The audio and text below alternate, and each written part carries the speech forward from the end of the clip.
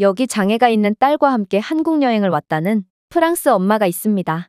그런데 그녀의 딸은 이내 한국 지하철 객실 한복판에서 소변을 보는 큰 실수를 하고 말았고, 이에 한국인 승객들이 몰려와 그녀의 딸에게 충격적인 행동을 가했다고 하는데요. 그렇다면 그녀가 대체 무슨 경험을 했던 것일까요? 안녕하세요. 저는 프랑스 출신의 알바라고 합니다. 최근 몇 년간 저는 정말 격동의 시기를 보냈는데요. 저는 뇌성마비 딸을 갖게 되었고, 남편은 장애를 가진 딸을 도저히 키울 수가 없다며 저희를 두고 떠나버렸거든요. 장애가 있는 아이를 혼자 키운다는 건 정말 쉽지 않았지만, 그래도 딸을 사랑하는 마음으로 하루하루를 버티다 보니 어느새 딸 조에는 초등학교에 들어갈 나이가 되었습니다. 그리고 그 즈음 저는 한 가지 결심을 하게 됐죠. 바로 조애가 언제 어디서나 당당한 사람이 되도록 최선을 다해 엄마의 역할을 수행하겠다는 다짐이었는데요. 장애가 있다고 해서 늘 타인의 눈치만 보며 살아갈 필요는 없고, 어쩌면 냉혹하고 개인주의적인 사회 분위기가 팽배한 프랑스보다 조애에게 더 맞는 국가가 있을지도 모른다는 생각을 하게 되었거든요. 그래서 저는 딸에게 더 큰 세상을 보여주고자 함께 해외여행을 가보기로 결심했습니다. 일단 저는 여행지로 일본을 고르게 되었는데요.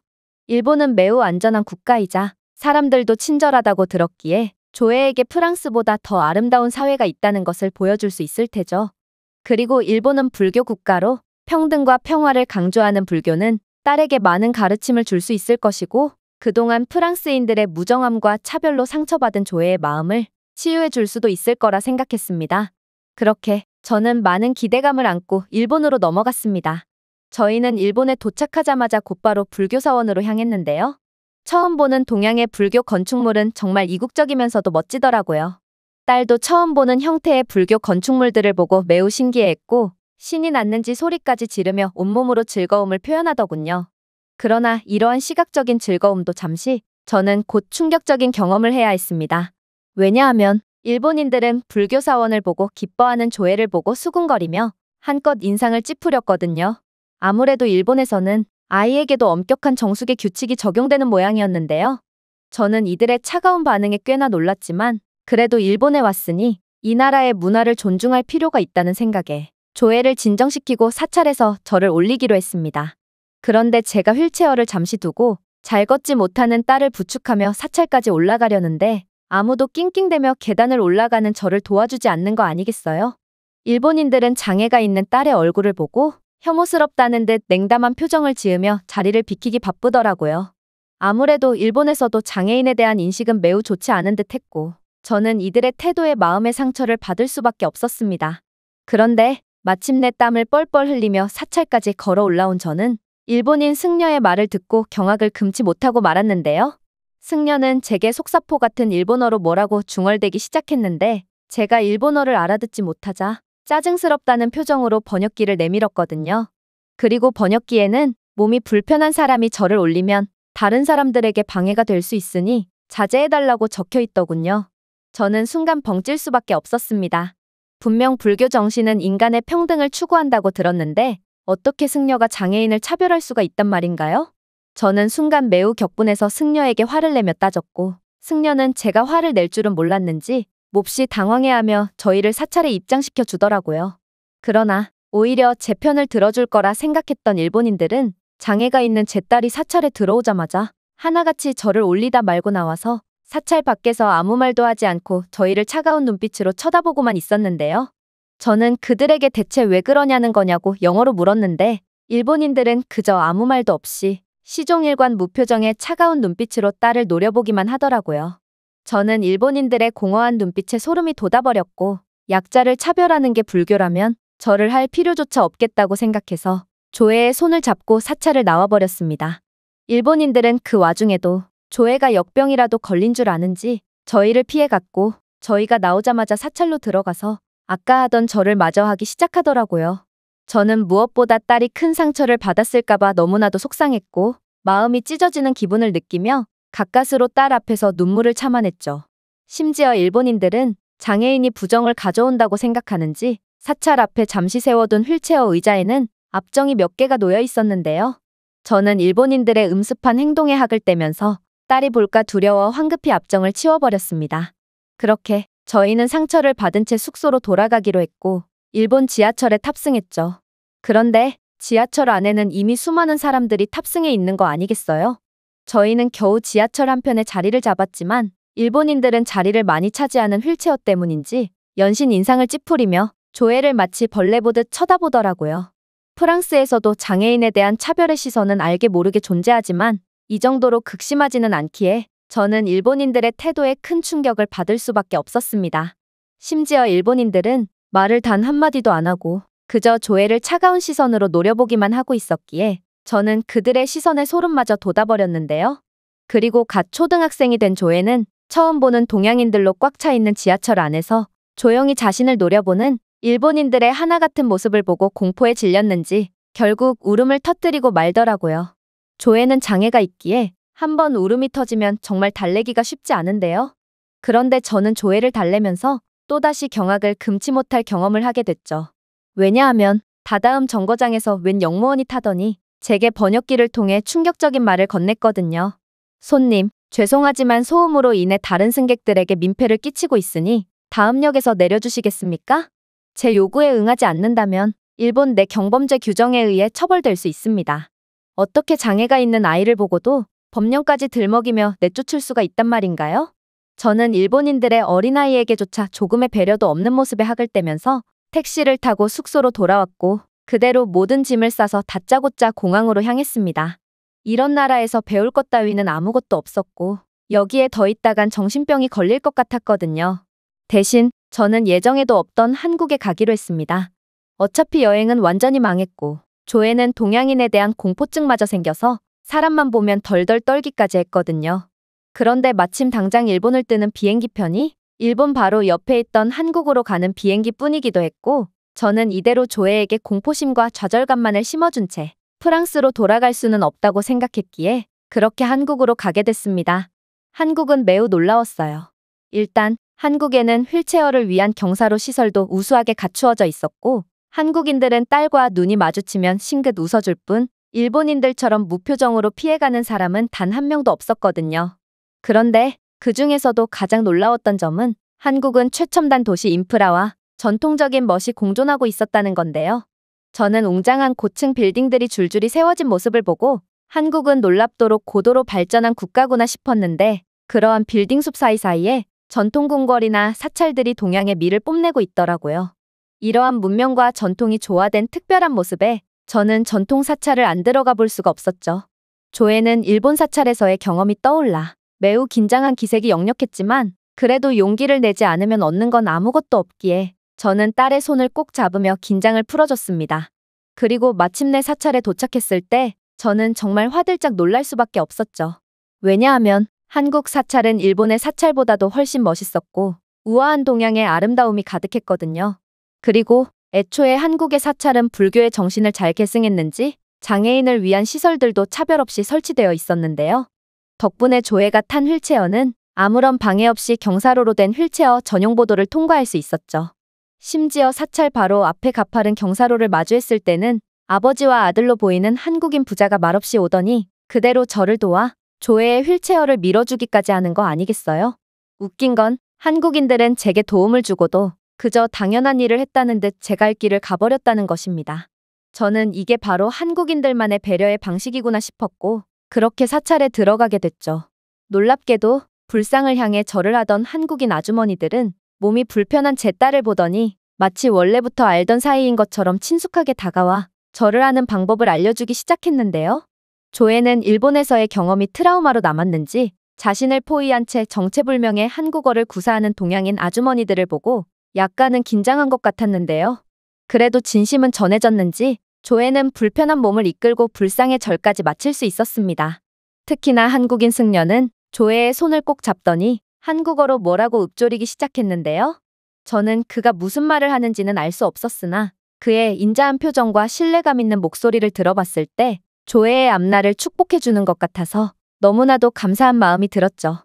그렇게 저희는 한국 덕분에 일본 사찰에서의 악몽 같던 트라우마를 완전히 지울 수 있었고 조회의 얼굴에 가득했던 그림자도 어느 정도 사라져 있더라고요. 그리고 마침 사찰 옆에 전통시장이 있다고 하길래 저희는 한국의 전통시장도 둘러보기로 했습니다. 전통시장은 상권 특성상 길이 그리 넓은 편은 아니었는데요. 그러나 한국인들은 하나같이 휠체어를 보고 진작에 길을 터주는 친절함을 보여줬고, 이건 일본인들처럼 혐오스러워서 피하는 게 아닌 정말 배려의 마음으로 호의를 베풀어줬다는 것을 단번에 느낄 수 있었습니다. 그러나 위기는 갑작스럽게 찾아오게 되었죠. 저희가 한국의 흥미로운 전통시장을 구경하던 중에 휠체어를 탄 조애가 몸을 뒤척이다 그만 가게 야외 진열대에 유리병을 떨어뜨려 버렸거든요. 유리병에는 기름으로 추정되는 액체가 들어있었고 땅바닥에 떨어져 깨짐과 동시에 시장 전체는 엄청나게 고소한 냄새로 뒤덮이게 되었습니다. 저는 매우 당황해서 재빨리 번역앱을 켠 뒤 사과를 하며 보상하겠다고 말했는데요. 그런데 가게 주인 아저씨는 제게 충격적인 답변을 건네더라고요. 시장이 좁아서 그런 건데요, 뭘. 그리고 애가 그럴 수도 있는 거지, 뭘 물어주기까지 합니까? 덕분에 시장의 고소한 냄새도 나고 좋네요. 난 괜찮으니 신경 쓰지 말고 즐거운 여행하세요. 심지어 한국인 아저씨는 죄송한 마음에 정체불명의 기름을 구매하려는 제게 이건 한국의 참기름이고 여행자에겐 딱히 필요가 없을 거라고 말하며 판매를 거부하는 거 아니겠어요? 그러고는 맛만 보라며 저와 조애에게 참기름을 한 숟가락씩 맛보게 해주기까지 하더라고요.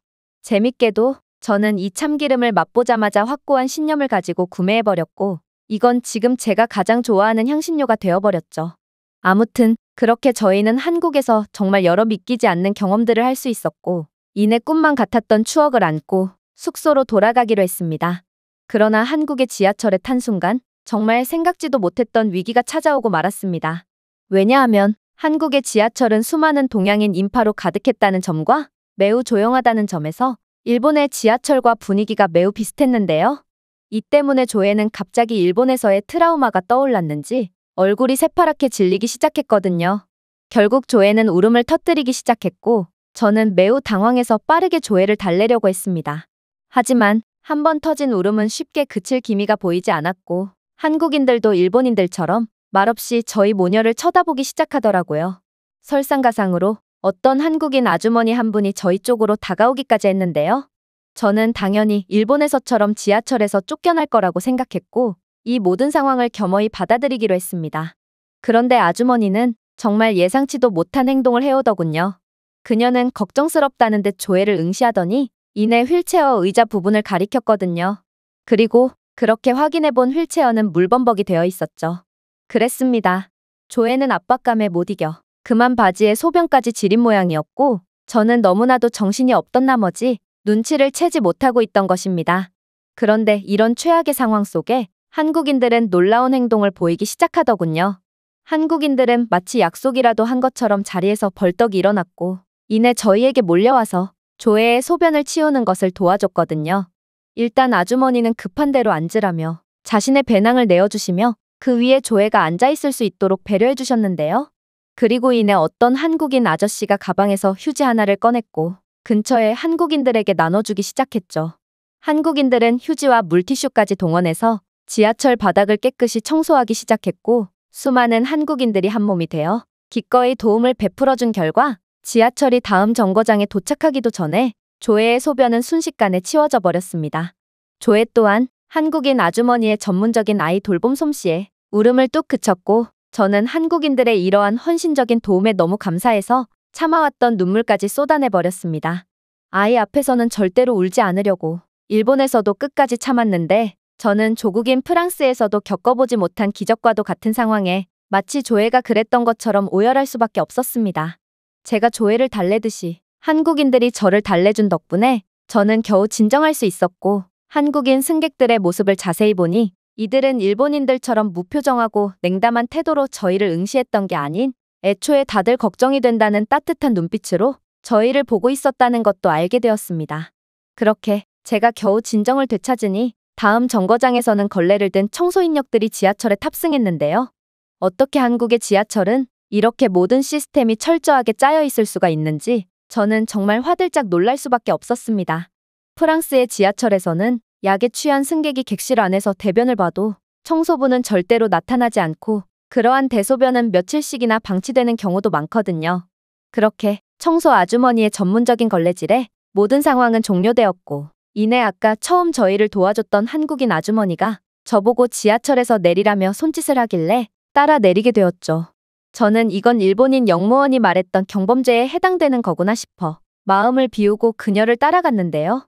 그런데 저는 곧 또다시 예상치도 못한 충격적인 경험을 하게 됐죠. 한국의 지하철 계단을 올라가 보니 여긴 분명히 지하철 아니었음에도 웬 깔끔한 지하상가 단지가 존재하고 있었거든요. 아무래도 프랑스의 오물과 쓰레기투성이인 지하철과는 달리 한국에서 지하철은 지하철 그 이상의 특별한 의미가 있는 듯 보였고, 아주머니는 그러한 지하상가가 익숙하다는 듯 한 가게로 향했습니다. 그러고는 유아용 바지와 속옷 한 벌씩을 구매한 뒤 저를 지하철 화장실로 인도했습니다. 놀랍게도 한국 지하철 화장실은 무료로 운영되고 있었고, 간이 샤워호스까지 구비되어 있을 뿐만 아니라 딸의 뒤처리를 도와줄 수 있을 정도로 널찍한 공간을 자랑하는 장애인용 화장실까지 구비되어 있었는데요. 그리고 조애가 처음 보는 장애인용 화장실이 두려웠는지 도저히 들어가려고 하지 않자 한국인 아주머니는 능숙하게 딸을 달래주었고, 심지어 저 대신 조애의 몸에 묻은 소변을 닦아주기까지 하더라고요. 어떻게 남의 아이의 소변까지 닦아줄 수가 있단 말인가? 저는 한국인들의 따뜻한 마음씨와 아이에 대한 헌신적인 태도에 너무나도 감동을 받았습니다. 한국인들의 아이에 대한 사랑과 관심은 극심한 개인주의가 팽배해 있는 프랑스와 일본이 반드시 배워야 할 것 같다는 생각이 들었죠. 심지어 아주머니는 아까 구매한 아이용 옷을 제게 무료로 주기까지 하셨는데요. 저는 이건 도저히 못 받을 것 같아서 억지로라도 돈을 지불하려 했지만, 아주머니는 다른 한국인들이 그랬던 것처럼 아이에게 베풀어주는 것이 진정한 어른이라는 말만을 남기고 그렇게 사라져버리셨습니다. 한국인 아주머니의 말씀처럼 저는 이번 여행에서 한국인들이야말로 진정한 어른들이라는 생각이 들었고, 지금도 한국에서 경험했던 일들만 생각하면 눈물이 나곤 합니다. 한국인들은 아무리 장애가 있더라도 사랑받을 자격이 충분하다는 것을 몸소 보여주었고, 한국인들이 베풀어준 호의와 친절은 조애도 죽을 때까지 잊지 않을 겁니다. 제가 준비해온 내용은 여기까지입니다. 끝까지 시청해주셔서 진심으로 감사드리며 여러분들의 구독과 좋아요, 알림 설정은 영상 제작에 큰 힘이 됩니다. 이상 세모튜브였습니다.